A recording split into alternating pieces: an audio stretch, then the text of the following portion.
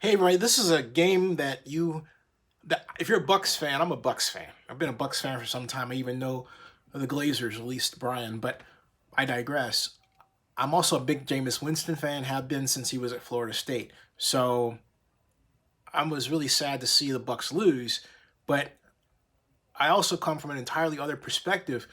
Daniel Jones is incredible, and the first thing I have to do is give an official apology to Dave Gettleman, even though I said nothing inappropriate to him or made any video that was directly about Gettleman, who is the general manager of the Giants. But at the NFL draft this year, I, among others, vocally questioned why the Giants would take Daniel Jones as high as they did. And we got a glimpse of the reason why preseason, when he started off going his first drive ever in the NFL, preseason or regular, he goes 6 for 6 in a touch. He goes 6 of 7 for a touchdown. And he then subsequently went on to perform well in spurts. But absent any spark or any performance, the Giants quite literally rolled the dice. Let's face it, they rolled the dice and took a chance and brought in their first round draft pick. And he played like he'd been in the league for 5 years, which happens to equal about the amount of time Jameis Winston has been in the league. Let's say this. It became from a butt kicking in the first half where the Bucs were up 28-10, a duel. And Jameis Winston was about to win. In fact, I contend that the Buccaneers should have simply tried for another touchdown before lining up for a field goal because the rookie field goal kicker had already missed twice.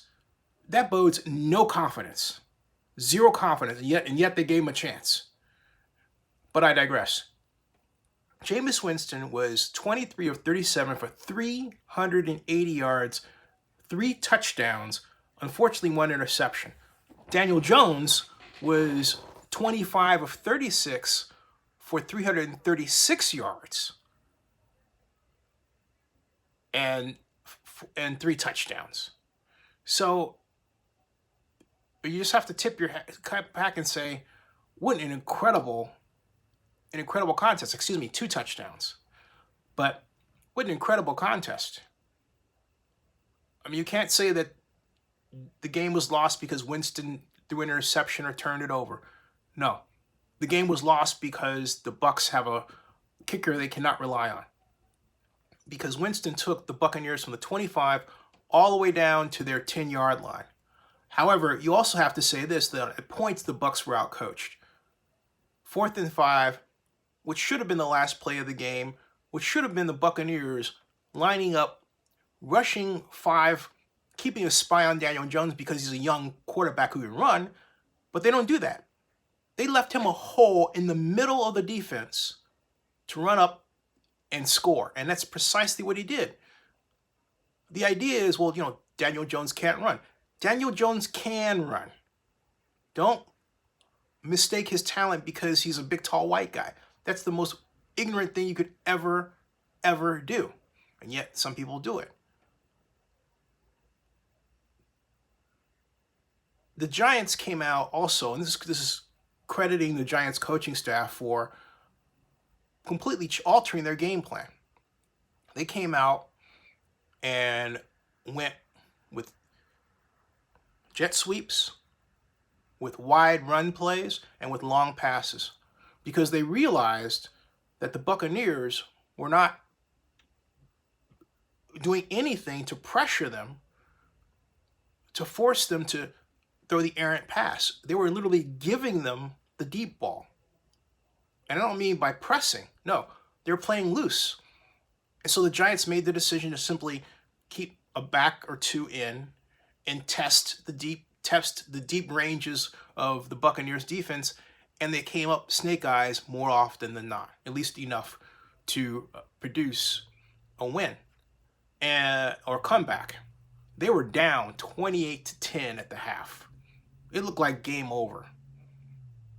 So credit the coaching staff of the New York Giants for the adjustment. The Buccaneers in total should hold their heads high for playing a game, establishing control of it, They only have to have a kicker that can do better. That kicker is not going to win them games. And there's this old saying, fool me once, shame on you. Fool me twice, shame on me. The Buccaneers better stop getting fooled by that kicker. Subscribe to Zenny62 on YouTube. Oh, and by the way, I want to add something else. Jameis Winston, I don't care what anybody says, Jameis Winston matured as the leader of the Bucs and a field general. He is to be credited for playing a lead role in this game. He really brought them back. Now, I have issues with the way Bruce Arians and Byron Leftwich designed their plays, which I'll discuss another time. But overall, they did well. On defense, they've got to blitz more. They have to have more exotic blitzes than they exhibit. But they also have to get some people back, like their first-round pick, Devin White. He was out with an injury. Shoulda, woulda, coulda. Congratulations. And not only that, we said, David Gettleman, what are you doing?